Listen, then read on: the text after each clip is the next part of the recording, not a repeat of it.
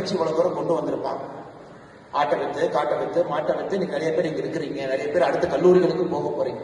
அதனால் நீங்க ஒரு ஐடியா உங்ககிட்ட இருக்க ஆழமா இருக்குன்னா அது அவ்வளவு ஈஸியா நாங்க சொல்றதை ஏற்றுக்கிட்டு ஒரு சேஃபான ஒரு கோர்ஸுக்கு நீங்க போகாதீங்க. கொஞ்சம் திங்க் பண்ணி உங்களோட பேஷனை நோக்கி நீங்க போகணும். அப்படிங்கிறது மேடையில் இருக்கக்கூடிய உங்களுடைய வாழ்க்கையெல்லாம் அப்படித்தான். நீங்க படிச்சீங்கன்னா உங்களுக்கு தெரியும், மேடையில முன்புறத்தில் எத்தனையோ பேர் இருக்கிறாங்க, அவருடைய வாழ்க்கையும் அப்படித்தான். Because they followed a fashion. அந்த பேஷன் விடாபடியா பிடிச்சாங்க. இவங்க எல்லாருமே சக்சஸ் இன்னைக்கு பாக்குறீங்க, எல்லாருமே நிறைய ஃபெயிலியர். அவங்க எல்லாம் நிறைய இடத்துல தோற்று போய் ஜெயிச்சிருக்கிறாங்க. வாழ்க்கையில யாராச்சும் ஒருத்தரை கொண்டு வந்து வெற்றி மட்டும்தான் எனக்குன்னா கண்டிப்பா கிடையாது, யாருமே கிடையாது. நான் ஒருத்தரை பத்தி படிக்கிறேன் பாருங்க.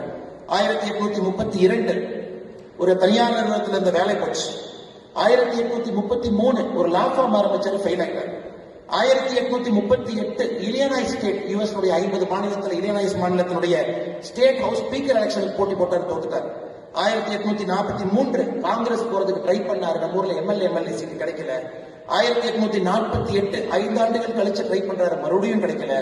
1849 எதுவுமே கிடைக்கல, அரசாங்கத்துல போய் லேண்ட் ஆபீஸ்ல சேரலாமான்னு போறாரு, அதுவும் கிடைக்கல. 1854 நம்ம ஒரு எம்பி எலெக்ஷன் மாதிரி செனட் எலெக்ஷன் நிற்கிறார், அதுலயும் தோற்கடிக்கப்படுகின்றார்கள். 1856 துணை ஜனாதிபதி தேர்தலுக்கு போட்டியிடார் அமெரிக்காவில், அதிலும் தோற்கடிக்கப்படுகின்றார்கள். 1858 எது வேண்டாம் மறுபடியும் செனட் எலெக்ஷன் எம்பி எலெக்ஷனுக்கு வர்றாரு, அதிலும் தோற்கடிக்கப்படுகின்றார். அந்த மனுஷன் ஜெயிச்ச ஒரே ஒரு எலெக்ஷன் 1860 அமெரிக்காவுடைய ஜனாதிபதி. ஒரே ஒரு எலெக்ஷன் அமெரிக்காவுடைய ஜனாதிபதி மட்டும்தான் ஜெயிச்சார். அவருடைய பெயர் அப்ரஹாம் லிங்கன். சிலை வரியை முடிச்சாரு. 1861 சிவில் ரைட்ஸ் ஆக்ட கொண்டு வந்தாரு. அமெரிக்காவுடைய தன்மையை முகத்தையே மாத்திட்டு போயிட்டாரு.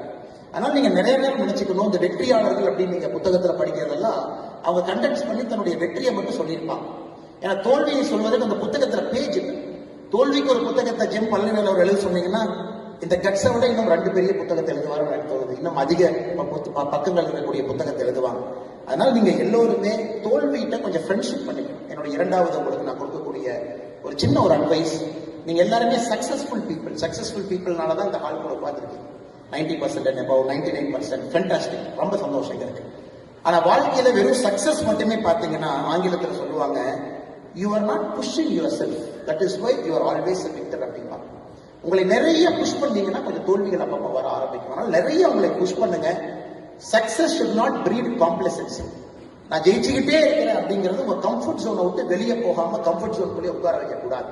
குறிப்பாக இந்த அரங்கத்தில் இருக்கக்கூடிய மாணவர்கள் அப்பப்ப தோல்வி வந்தாலும் ஒரு சின்ன ஃப்ரெண்ட்ஷிப் பண்ணிக்க. இல்ல நான் சிவில் சர்வீஸ் பரீட்சை எழுதுனேன், ஃபர்ஸ்ட் அட்டெம்ப்ட் IAS IPS கிடைக்கல, will make friendship, second attempt போலாம்.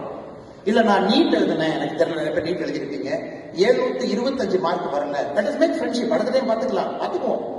இல்ல நான் இங்க போலான்னு பார்த்தேன், எனக்கு அது கிடைக்கல, இட்ஸ் ஓகே. அந்த மைண்ட் செட் உங்களுக்கு வேணும். ஏன்னா இன்னைக்கு இருக்கக்கூடிய இளைஞர்களை பார்க்கும் பொழுது டிப்ரெஷன். ஏன் depression? Love failure depression, NEET exam failure depression.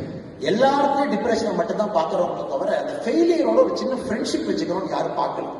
அதனால மாணவ செல்வங்களே, டிப்ரெஷன் உங்க வாழ்க்கையை அப்ரஸ் பண்ணக்கூடிய விஷயமா மாத்திராதீங்க. ஓப்பன் அப்பா இருங்க, பேஷனை சேஸ் பண்ணுங்க. வெற்றியாளர்களை மட்டும் பாக்குறீங்க, அந்த வெற்றியாளர்களுக்கு பின்னாடி இருக்கக்கூடிய தோல்வியை பார்க்க மாட்டீங்க. அண்ணன்